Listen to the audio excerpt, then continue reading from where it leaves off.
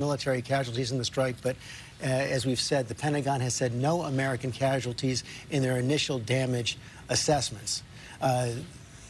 Last week, President Trump ordered that drone strike, saying that General Soleimani was planning an imminent attack against the United States. That is coming in for some question on Capitol Hill, as the intelligence has not been released. But so far, at least, we've seen the Iranian retaliation right now, missile strikes which have caused no American casualties. The big question right now, will the president choose to escalate his response or to take this as an opportunity to calm the crisis down? The Iranians in their first messages said that is what they want. The president is responding now.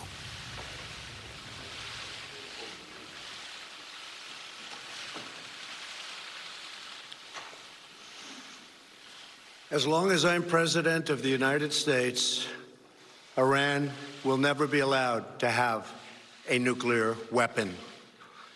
Good morning. I'm pleased to inform you the American people should be extremely grateful and happy. No Americans were harmed in last night's attack by the Iranian regime. We suffered no casualties. All of our soldiers are safe, and only minimal damage was sustained at our military bases.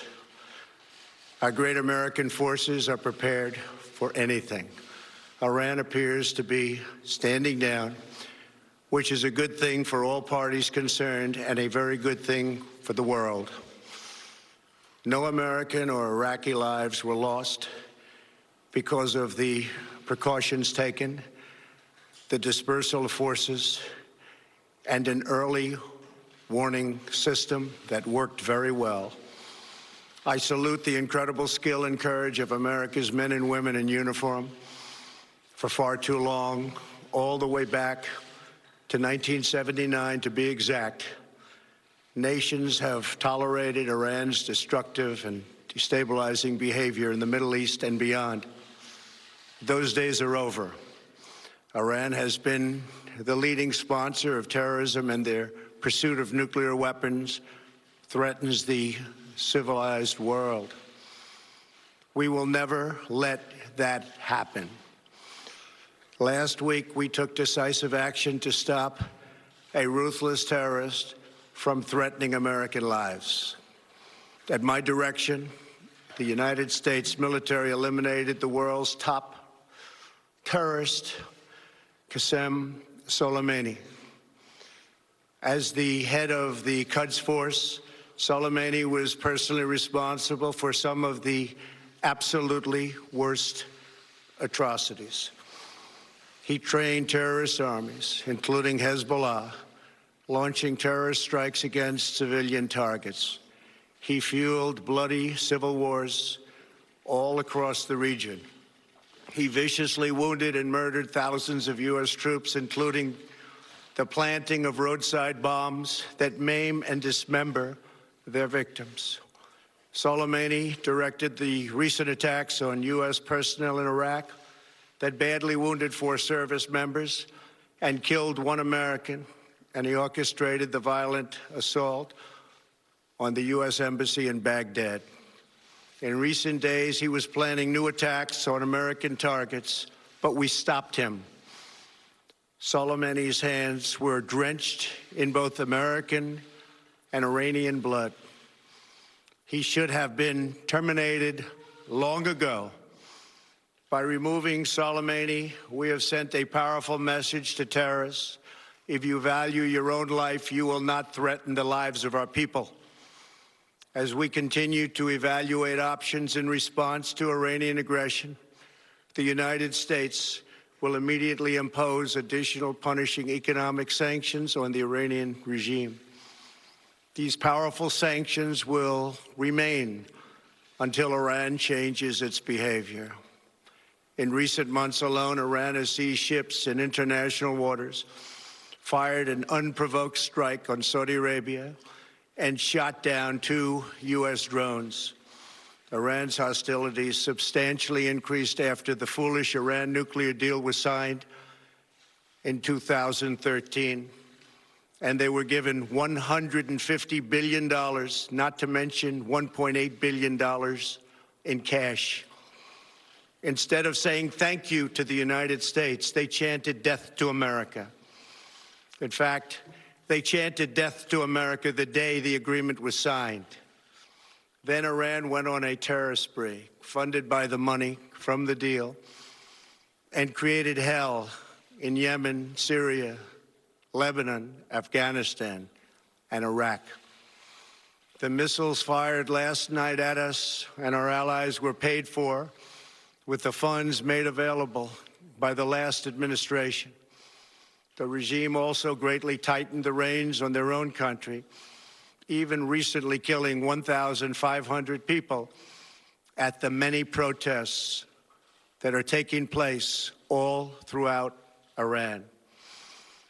The very defective JCPOA expires shortly anyway and gives Iran a clear and quick path to nuclear breakout.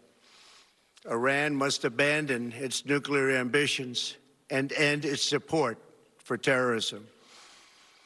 The time has come for the United Kingdom, Germany, France, Russia, and China to recognize this reality. They must now break away from the remnants of the Iran deal, or JCPOA. And we must all work together toward making a deal with Iran that makes the world a safer and more peaceful place. We must also make a deal that allows Iran to thrive and prosper and take advantage of its enormous untapped potential. Iran can be a great country.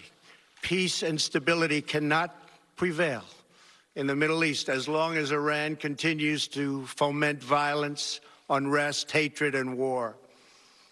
The civilized world must send a clear and unified message to the Iranian regime.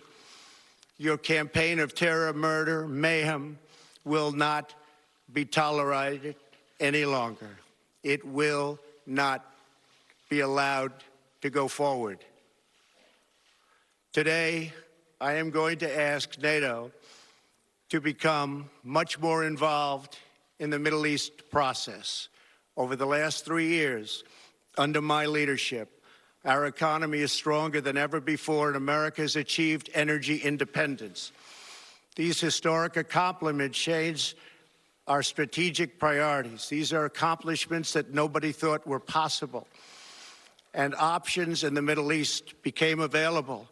We are now the #1 producer of oil and natural gas anywhere in the world. We are independent, and we do not need Middle East oil. The American military has been completely rebuilt under my administration at a cost of $2.5 trillion. U.S. armed forces are stronger than ever before. Our missiles are big, powerful, accurate, lethal, and fast. Under construction are many hypersonic missiles. The fact that we have this great military and equipment, however, does not mean we have to use it. We do not want to use it. American strength, both military and economic, is the best deterrent. 3 months ago, after destroying 100% of ISIS and its territorial caliphate, we killed the savage leader of ISIS, al-Baghdadi, who was responsible for so much death, including the mass beheadings of Christians, Muslims, and all who stood in his way. He was a monster. Al-Baghdadi was trying again to rebuild the ISIS caliphate and failed.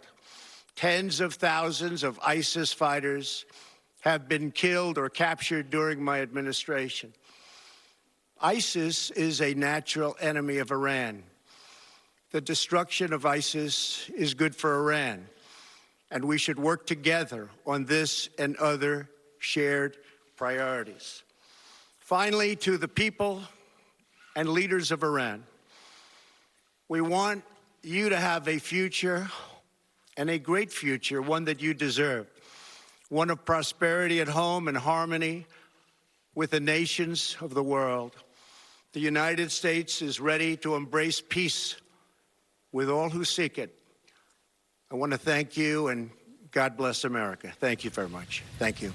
Thank you. President Trump right there with his response to the Iranian counterattack against U.S. military bases last night, saying that Iran is standing down. Iran appears to be standing down. That is the message from President Trump after announcing that Americans should be grateful that no Americans were harmed in the attack. There were no casualties and minimal damage at the U.S. military bases, according to President Trump. The president also, though, had some strong words for Iran, saying Iran will never be allowed to have a nuclear weapon on his watch, also announcing that he will be imposing tough new sanctions on Iran, but not announcing any new military action that might escalate this crisis with Iran. I want to go to Ian Pannell, our senior foreign correspondent in Erbil, where one of the U.S. military bases was struck last night. The president confirming there no casualties, also saying that the early warning system that had been put in place seemed to work. As you've been reporting all morning long, the Iraqis were given a heads up by the Iranians. Yeah, that's right. I think some people will say, when is an attack not an attack? Now, that's not to minimize what happened and the gravity of it, but the fact that there were no U.S. casualties, no coalition casualties, and no Iraqi casualties is pretty remarkable given the scale of the attack. And ABC is now reporting that there were a number of short and medium-range missiles that were fired from multiple locations in Iran at these two sites in Iraq. So it's remarkable that no one was injured. We also know that U.S. troops were down in the bunker when those missiles were fired. Now, the Iraqi Prime Minister's office confirming to ABC News that they were given a call just after midnight local time by the Iranians to tell them that there was some form of attack coming. They didn't say where, they didn't say what particular sites, and they didn't say when. Now, we've asked repeatedly of the Iraqis, and also we've asked the Americans whether or not they communicated with each other about this threat. One presumes that they did, but neither side is willing to say so because potentially it compromises them. I think this was pretty conciliatory. I think many people would be pleased with this. The question now, I think, for us on the ground is how did the Iraqi militias respond? Remember, it was their actions in the first place, Kataib Hezbollah in particular, who fired those rockets at the U.S. base. It killed the U.S. contractor, that started to lead to this escalation. And we're certainly hearing from the leader of one of those organizations that is prescribed by the United States as a terrorist organization this evening. They're saying that the Iranians have had their turn. Now it's time for the Iraqi militias to respond. That may harm this conciliatory message. We will be watching that. Of course, we're also going to be watching Iran. Our chief global affairs anchor, Martha Raddatz, in Tehran right now. And Martha, it does seem to be some delicate choreography here. The president saying the Iranians appear to be standing down. The foreign minister earlier today said that the Iranians had concluded their attack. So they're also, we're seeing conciliatory moves on both sides wrapped up in some pretty harsh rhetoric. Exactly, George. Iran really walked a fine line here. We saw all week the emotion in this country for the loss of Soleimani, millions taking to the streets and shouting for revenge. But the Iranian officials had to know that they would be ending up in a huge conflict if they made a very, very massive attack somewhere. So they walked that line very well. They appeased the people here in so many ways, taking out some sort of retaliatory attack, but no loss of life and no larger conflict. The Iranians, the foreign minister told me that if they do not attack again, if the United States does not take military action, Iran will not either. George. Martha Raddatz, thanks. Cecilia Vega at the White House. Cecilia, the president declaring something of a victory here, also reinforcing that message that he had several days ago after the killing of General Soleimani. The United States does not want a war. Yeah, his final words were the United States is ready to embrace peace. And, George, I've got to say, this really was the greatest test that we have seen President Trump have so far, faced so far since taking office. You know this, just a few days ago, hours, frankly, before that strike hit yesterday, he was using that strong rhetoric, talking about any retaliation by Iran would be met by a disproportionate response from the United States. We are really seeing him walk that back off the ledge here today. And as Ian said, a lot of that will be, I think, come as a sigh of relief for many people watching the tensions increase over the last few days here, despite the mixed messaging, despite despite the fact that the White House still has yet to give a consistent answer on what started all of this and the why now, on why we struck Soleimani in the first place.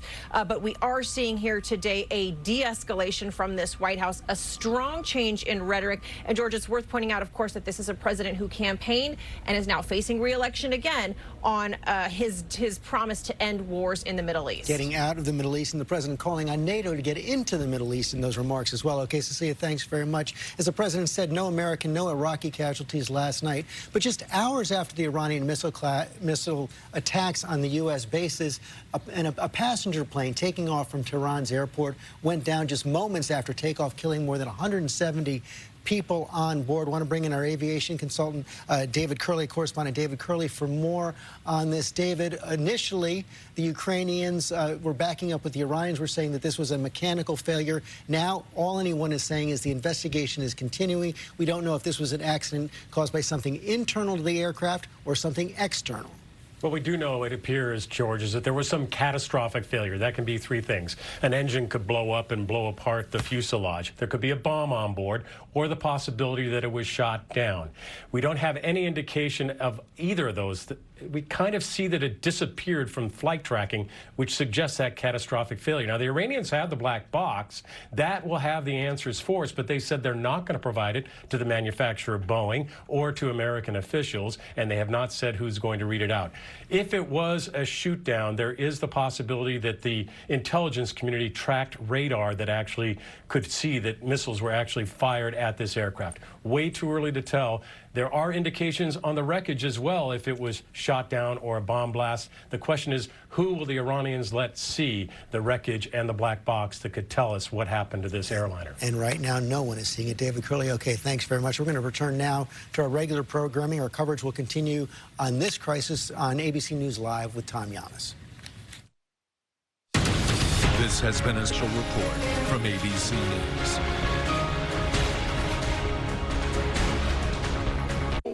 Because they say some things are either going to make you or it's going to break you. And this woman, she's broken. She's shattered.